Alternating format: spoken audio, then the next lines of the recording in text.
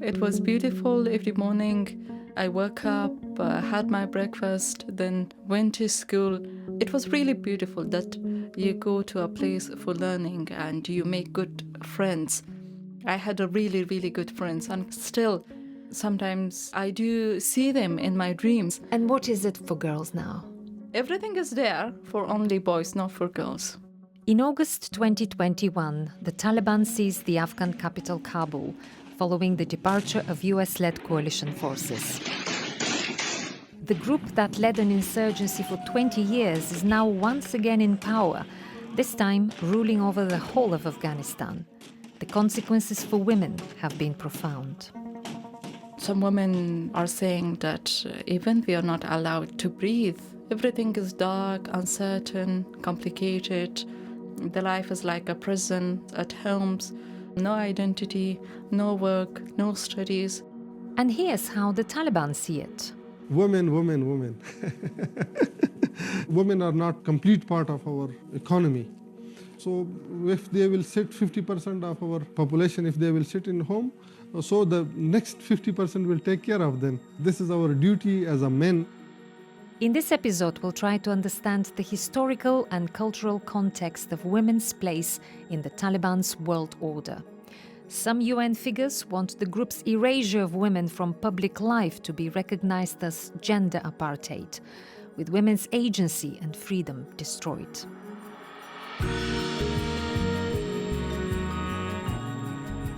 I'm Krassi Twig, and this is the Global Jigsaw from BBC Monitoring, where we look at the world through the lens of its media, getting past the narratives, the propaganda and the disinformation. Радио Tehran. Мы не вторгались на территорию Украины. Western countries are not the international community. That era has finished. 조중 두 당 두 나라 최고領導者 동지들께서는 To give you an idea of the Taliban's preoccupation with women, the group issued nearly 100 edicts since returning to power, more than half of them targeting women. Here's a taste of what women are not allowed to do, voiced by BBC Pashto presenter Sana Safi. First, the Taliban went after education by introducing gender segregation and banning girls from secondary schools beyond grade 6. A year later, the ban was extended to universities as well. Those lucky enough to have finished their university course could no longer receive their certificates. Next was work. First, women were banned from working in offices, then they were gradually stopped from doing most jobs, like work in bakeries, restaurants, beauty salons. Women were then told not to leave their homes and instead send their male relatives to stand in for them at their workplace. A year later came a ban that prevented women from working for NGOs and for the UN.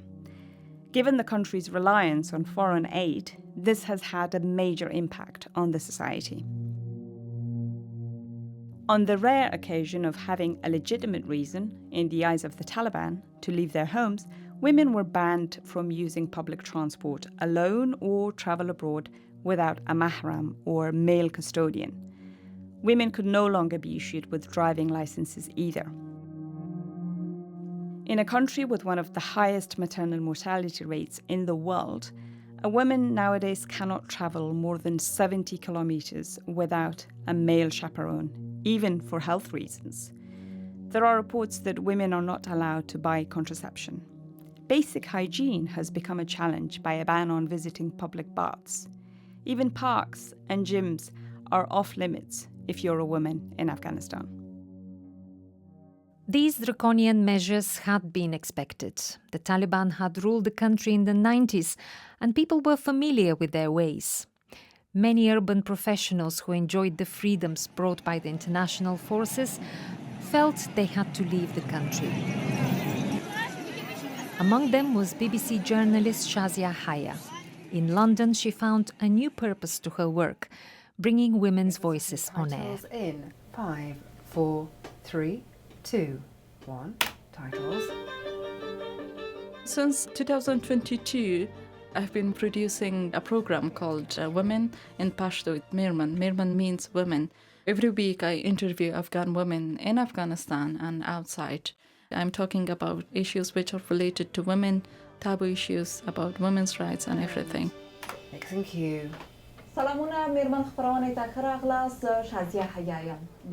I don't have enough words to describe how do women feel about themselves and about their life now in Afghanistan.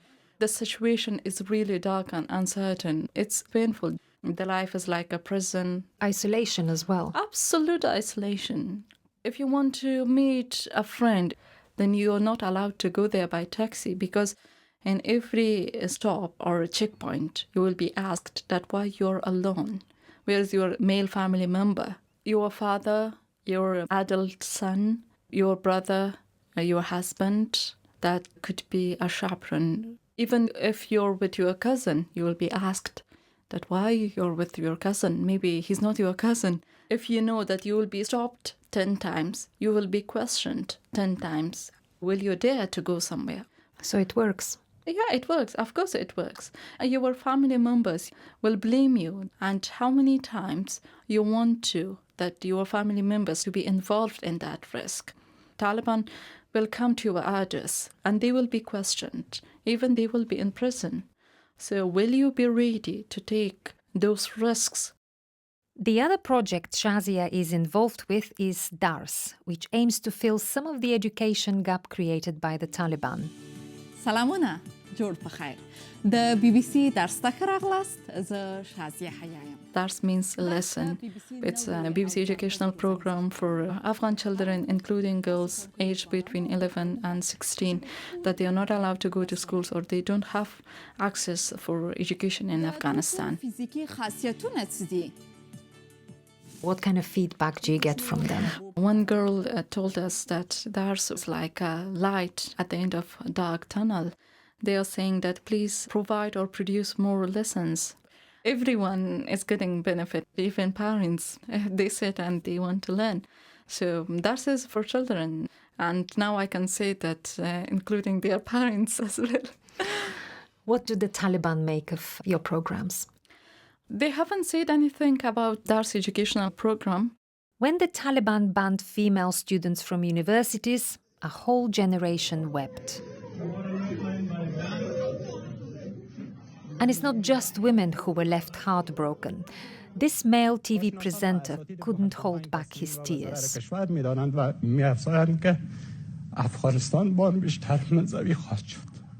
The Taliban's education policies haven't just affected schooling for girls. Observers have noticed strident efforts to mold the next generation of men. Harun Rahmani is watching the group from London. He too, like Shazia, left Kabul 3 years ago. The Taliban are a fundamental religious and tribal group. First, they emerged in the southern province of Kandahar during the civil war in 1994.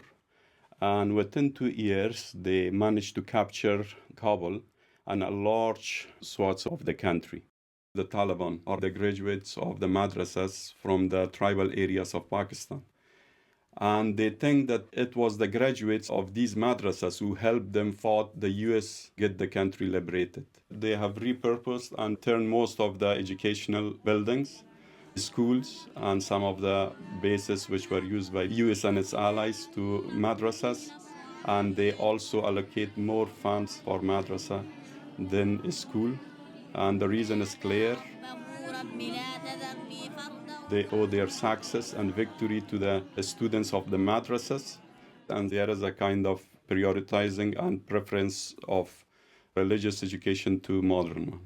Do they not think the country will need engineers and doctors? There is no way. They do not pay any attention to such critics. And especially in terms of the medicine, there is a need for women.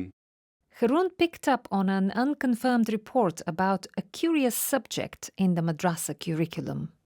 There were a report by one of the media outlets which is based outside Afghanistan that they've included a subject in the madrasa's curriculum, which was somehow convincing and encouraging women to get married with the Taliban fighters because they are better than the others.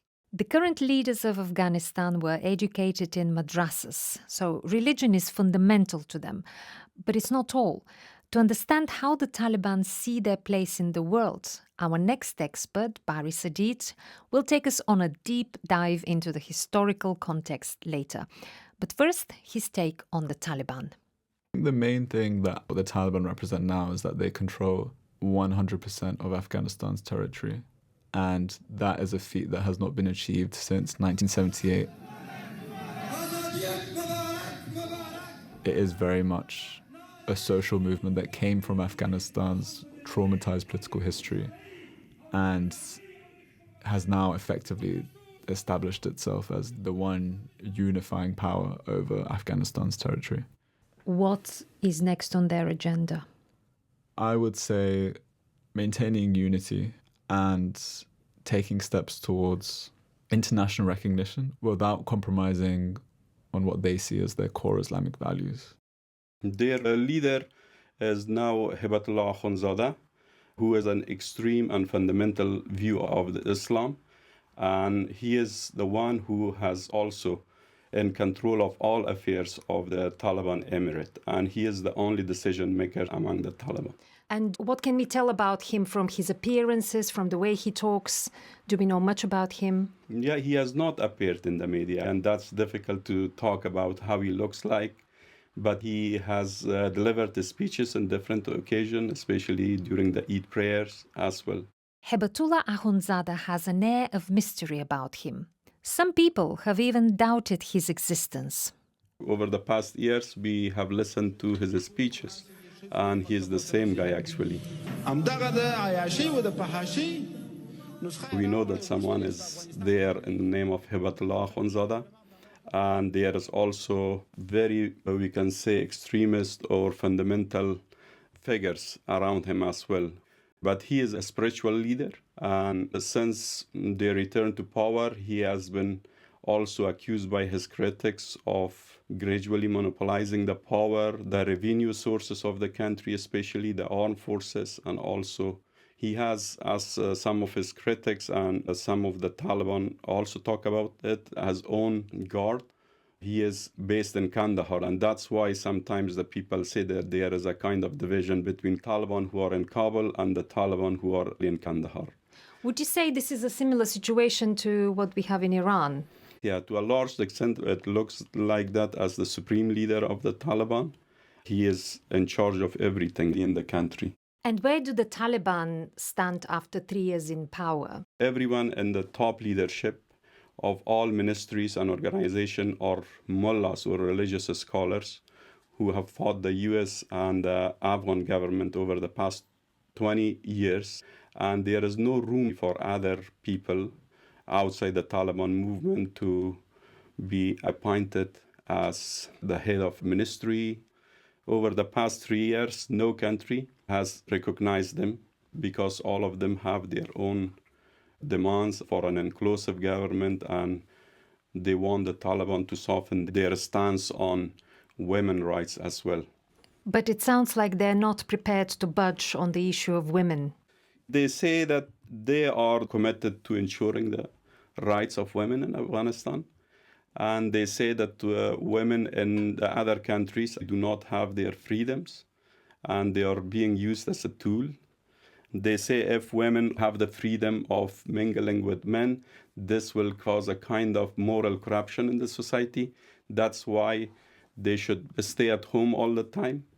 How are they explaining that with ideology? Some of them say that it's an internal affairs, and some of them say that it is not only a religious issue, but also a cultural one. This sounds similar to other deeply conservative societies. And it is this cultural context the Taliban lean on in their quest for acceptance. There is a proverb in Pashto especially which says, a woman is either for home or grave. It means once a girl is born, she should stay under her parents' protection. And once she gets married, she should stay in her husband's home. And once she passes away, she should go to the grave. They say that women do not need to work, actually. It is the responsibility of a male member of a family to provide subsistence for women. And it is only women's consent before marriage, a widow's consent before remarriage, and also their right to inheritance. These are some of the things that the Taliban, especially their top leadership, are insisting that, see, we are the government that are actually committed to the women's rights. So the Taliban's narrative is that it's all in the name of protecting women, as this direct quotes from an edict puts it. The leadership of the Islamic Emirate instructs all officials, religious scholars, and tribal elders to work hard to achieve these rights for women. The message has been crafted, but how does it get disseminated? In the case of the Taliban, this bit is particularly revealing. And here's another quote we voiced up. All Islamic Emirate officials should seriously advise their staff members to never publish leadership decrees and official and confidential documents on social media. They are very, very cautious about their edicts, which are a little bit controversial. So they are not announcing it publicly. They are only ordering the relevant organization to implement the edicts. And sometimes these edicts, which are restricting especially women's rights, are leaked by the media outlets.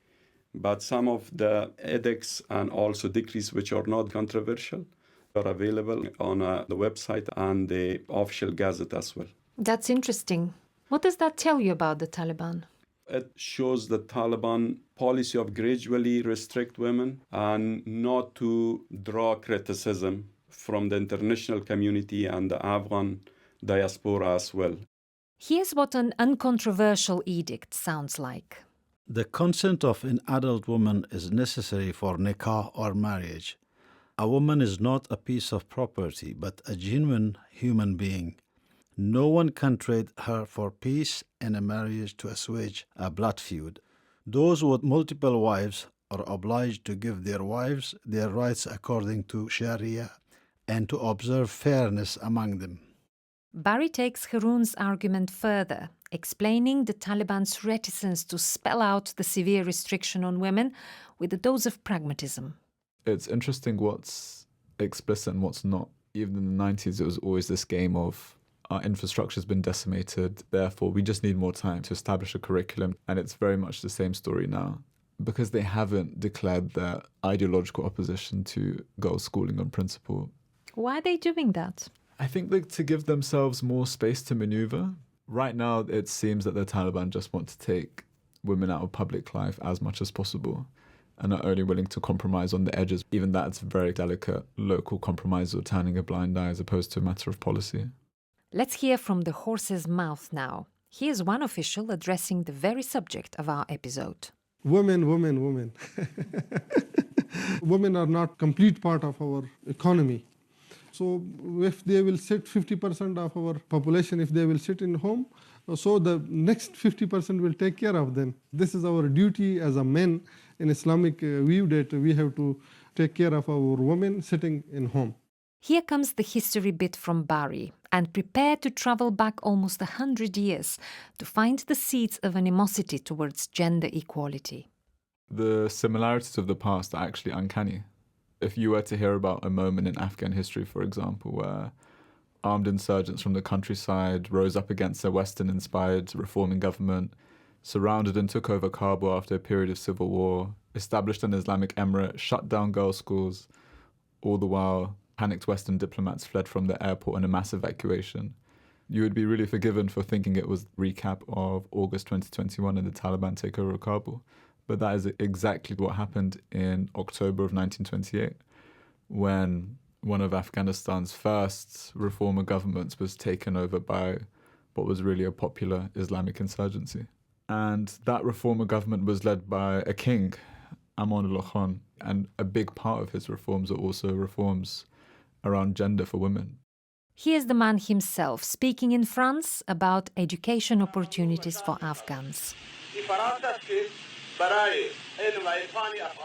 He was directly inspired by the West. What he wanted to build in his mind was a functioning, independent Afghanistan that could stand shoulder to shoulder with European countries.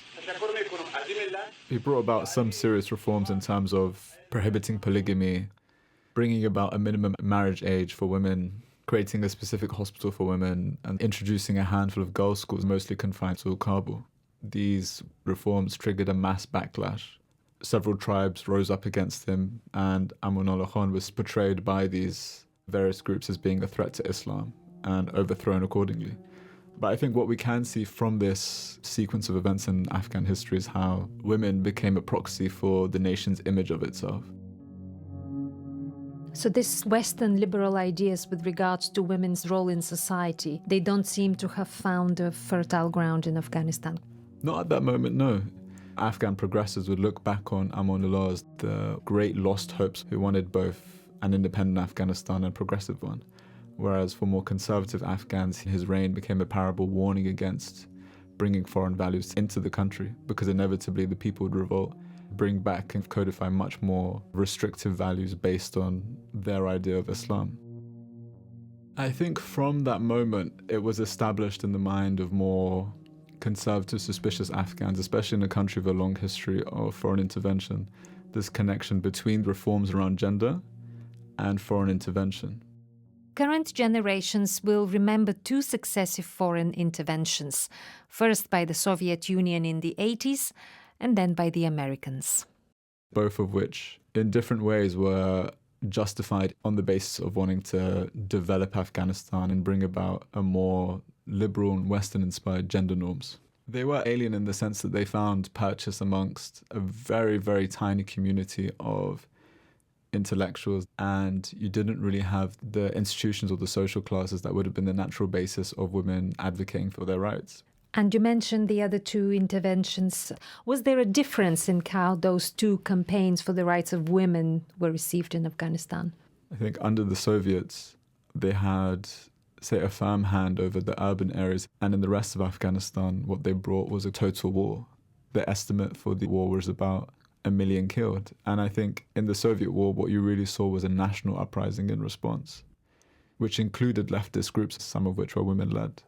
The Soviets presenting themselves as the harbingers of social progress to Afghanistan, that really tainted those ideas for a generation for Afghans because of the extreme violence of the occupation. And so with the arrival of the Americans in 2001, a large coalition of Afghans were willing to accept an intervention as the price for removing the Taliban. On my orders, the United States military has begun strikes against al-Qaeda terrorist training camps and military installations of the Taliban regime in Afghanistan. 100,000 Afghans were killed during the American occupation. The continuation of war in the countryside was still enough to alienate a large number of Afghans, aka the social base of the Taliban, and to underline that connection in Afghan history between the idea of women's rights being a fundamentally foreign imposition by foreign powers. You are listening to the Global Jigsaw from BBC Monitoring. The last time the Taliban were in power, times were very different. It was before the internet and social media revolutionized how information traveled.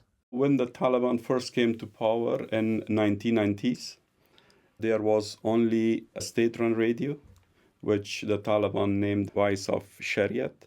But when they were ousted, the media outlets mushroomed all of a sudden because they were receiving some kind of funds from the international community and to a large extent freedom of speech as well.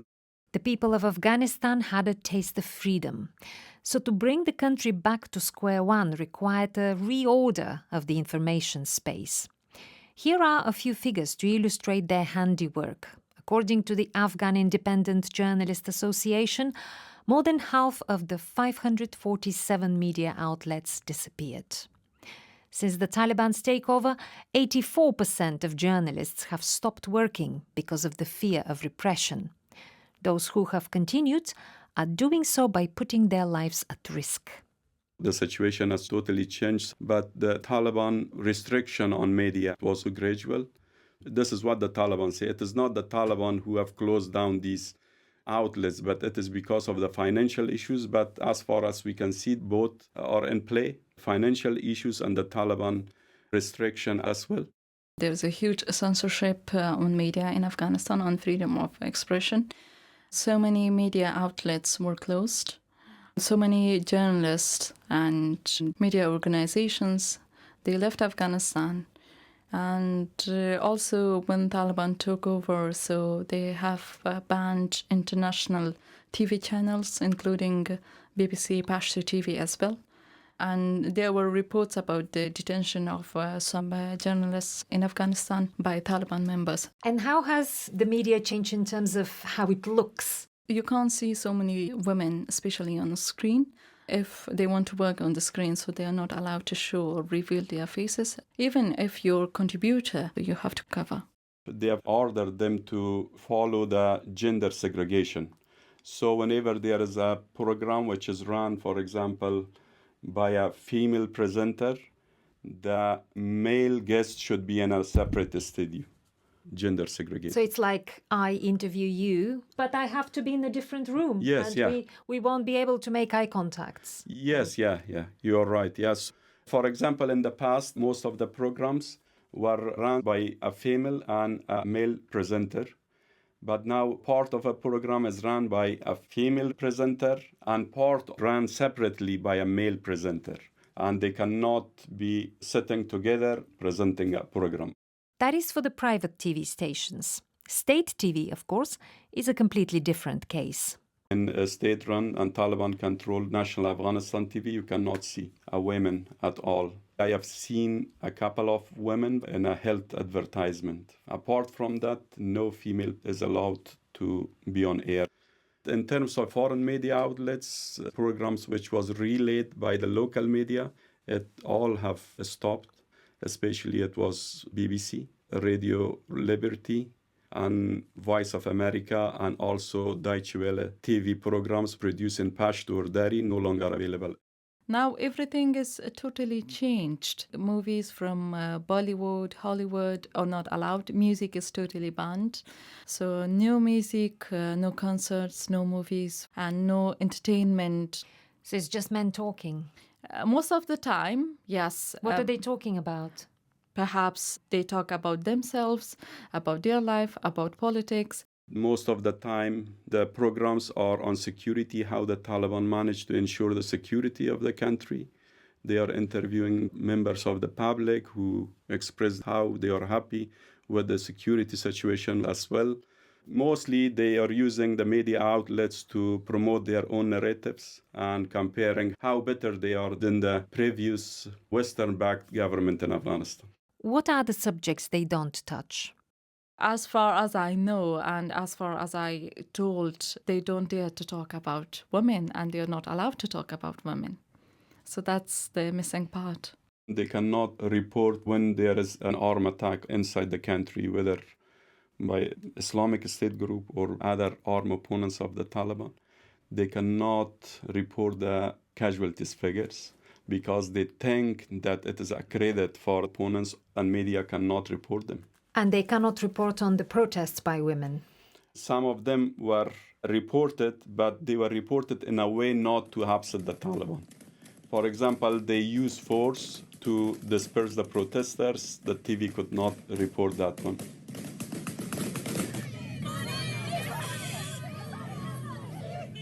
They are not allowed to film the protest. The video that they are showing is mainly filmed by mobile phones or From cell social phones. media. Yeah, social media. Reporters are not allowed to film anti-Taliban protests. The new rulers inherited a society where even women feel entitled to freedom. Afghanistan had some brave women, and they went to streets and they had the protests. According to some reports, some of them were detained, and also there were some claims about torture and bad behaviors. It's a big disgrace in that society that when a female is detained, it's a big thing. It's a shame. It's a disgrace for the whole family. There are still protests against the Taliban, but most of these protests have gone indoor in a state of streets and just raise their voices, covering their face as well, not to be recognized by the Taliban, otherwise they will be caught and imprisoned. The protest and a kind of resistance is still going on by women activists inside the country. It's a muzzled resistance, pinning hopes on the outside world. When you are hungry, when you don't have roof over your head, when you know that if I take a step out of my house, I know that there's a possibility that I lose my life. So in this circumstances, what will you do? And they say that this is exactly our situation, because we can't do anything. But of course, the Western world can do a lot. So they're asking for help. Observing the situation from the outside, senior UN officials are calling for a tougher stance towards the Taliban. The situation amounts to persecution based on gender, which is a crime against humanity within the Rome Statute. I'll go further and say that it may be characterized as gender apartheid. Some strong language aside, the outside world seems to be torn between principles and realpolitik. Some countries have opened offices in Kabul. The Taliban introduced their diplomats in several countries, most of the Central Asian countries, Iran as well as China, Russia, and in return, the other countries have their ambassadors and diplomats in Kabul as well. But they say that the reason behind this is not recognition, but engagement to get Afghanistan out of this isolation. In terms of international recognition, I really do think that for many countries, questions around whether the Taliban can keep Afghanistan quiet and cracking down on ISIS and migration are much, much more important than what the Taliban do when it comes to social rights and gender rights within Afghanistan's borders.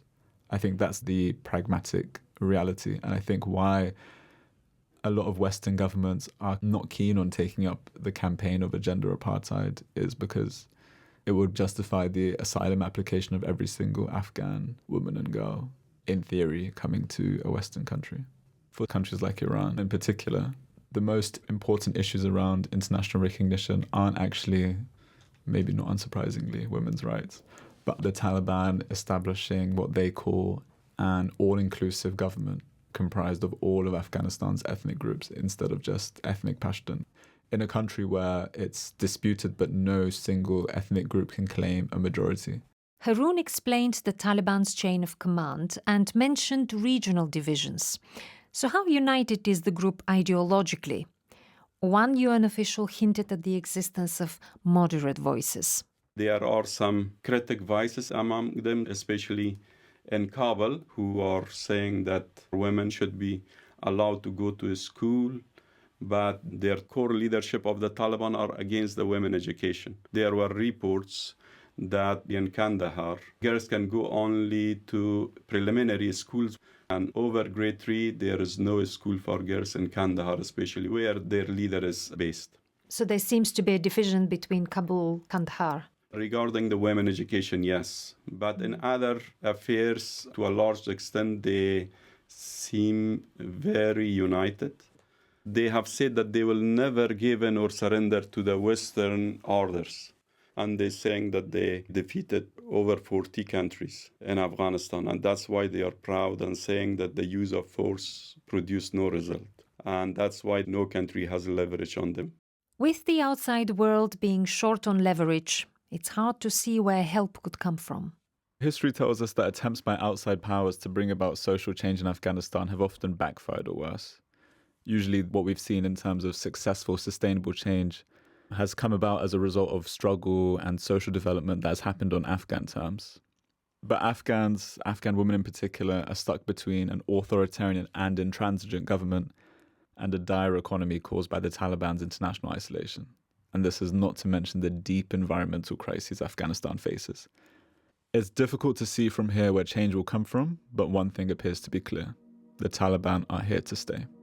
When you have spent 3 years of your life in darkness and every day you're waiting for a light, for a change in your life, but you can't see it, it would be really difficult to have the hope for the future.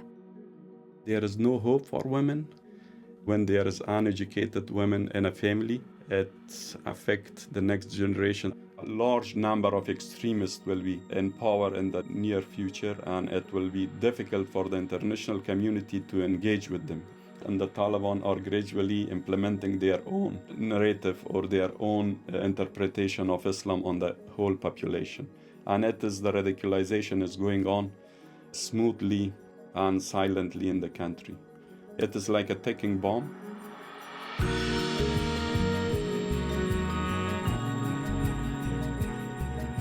Thank you to Shazia Haya, Sana Safi, Haroon Rahmani and Barry Sadid. Barry was also the producer of this episode, along with Krista Shaturi and Elchin Suleimanov. The man at the sound desk is Nigel Dix, the editor is Judy King, and the presenter, Krassi Twig. And while you're still with us, we kept something for the end that you might find interesting, a window into the Taliban's thinking in the shape of an edict, read by Majid Nusrat.